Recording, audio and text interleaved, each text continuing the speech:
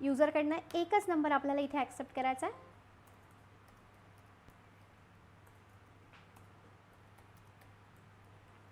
Enter number, scanf %d ampersand of n if n mod. आता कशाने divisible आहे की नाही चेक करायचं आपल्याला. आता पॉसिबिलिटीमध्ये डिव्हिजिबल बाय बोथ आहे की नाही चेक करायचं. म्हणजे डिव्हिजिबल बाय बोथ म्हणजे divisible by 3 and divisible by 5 म्हणजे मोर दॅन 1 कंडिशन्स इथे लागणार आहेत तुम्हाला. n mod 5 is equal 0 and n mod 3 equal 0 divisible by both.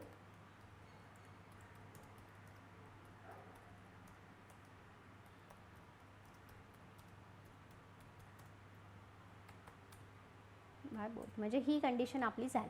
He condition झाल्यानंतर आपल्याला आता चेक काय उरली कुठली, डिव्हिजिबल बाय 3 डिव्हिजिबल बाय 5. मग त्यातली कुठली आधी एक कंडिशन तुम्ही चेक केली तरी चालेल. तर आता आपण चेक करतोय डिव्हिजिबल बाय 3 आहे की नाही. डिव्हिजिबल बाय 3 आहे की नाही म्हणजे कसं चेक करणार, एल्समध्ये जाऊन परत कंडिशन चेक करायचे.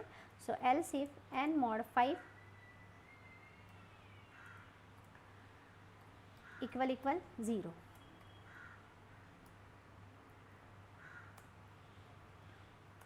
Divisible by 5.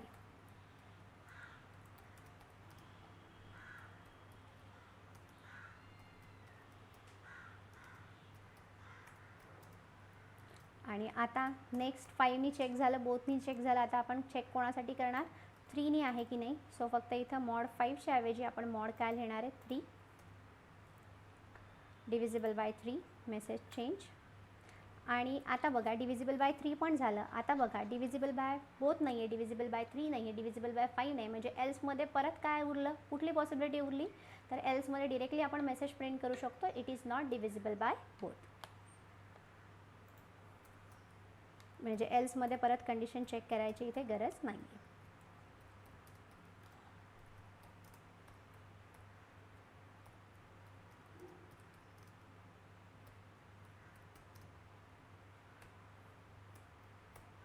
प्रत्येक स्टेटमेंटनंतर सेमिकोलॉन रिक्वायर्ड आहे. एकच नंबर यूज केला त्यामुळे तो वरती मी डिक्लेअर करते. प्रोग्रामचं नाव सेव्ह करते, कंपाईल करते कोड आधी. बघा इथे माझा प्रोग्राम सक्सेसफुली कंपाईल झालेला आहे. त्याच्यानंतर आता आपण प्रोग्राम रन करतो आहे. रन करताना मी नंबर दिला इथे 45. सो 45 हा डिव्हिजिबल बाय 3 पण आहे, डिव्हिजिबल बाय 5 पण आहे. So it is divisible by both. Output जे आहे ते आपलं करेक्ट प्रोड्यूस झालेलं आहे. नेक्स्ट आता आपण अजून एक चेक करूयात. आता आपण इथे नंबर देऊयात 12. तर 12 हा जो नंबर आहे तो डिव्हिजिबल बाय काय आहे 3. तर मला तसाच मेसेज यायला पाहिजे it is divisible by 3. Correct output produce झालं आहे. लास्ट एकदा आपण चेक करूयात की नंबर देते मी इथे 11. तर 11 हा नंबर डिव्हिजिबल बाय 3 पण नाही आहे आणि हा डिव्हिजिबल बाय 5 पण नाही आहे. मग मला मेसेज आलेला आहे correct it is not divisible by both. म्हणजे माझ्या प्रत्येक केससाठी जे आहे ते आउटपुट करेक्ट जनरेट झालेलं आहे आणि त्याच्यासाठी आपण हा कोड लिहिलेला आहे. आता हा कोड लिहिताना तुम्हाला डायरेक्ट कोड लिहिता आलेलाच नाही आहे. आपण स्टेप बाय स्टेप विचार करत कोड लिहिलेला आहे. त्यासाठी आपण हे रफ काम पण केलेलं आहे. यालाच आपण काय म्हणतो लॉजिक. असं आपण प्रत्येक सेशनमध्ये तुमचं लॉजिक डेव्हलप होईल तसाच आपण ट्राय करणार आहोत. तसेच आपण सगळे सेशन्स कंडक्ट करणार आहोत. तर हा प्रोग्राम आपला सक्सेसफुली रन पण झालेला आहे आणि आता इथे तुम्हाला ट्रेसिंग पण कळेल.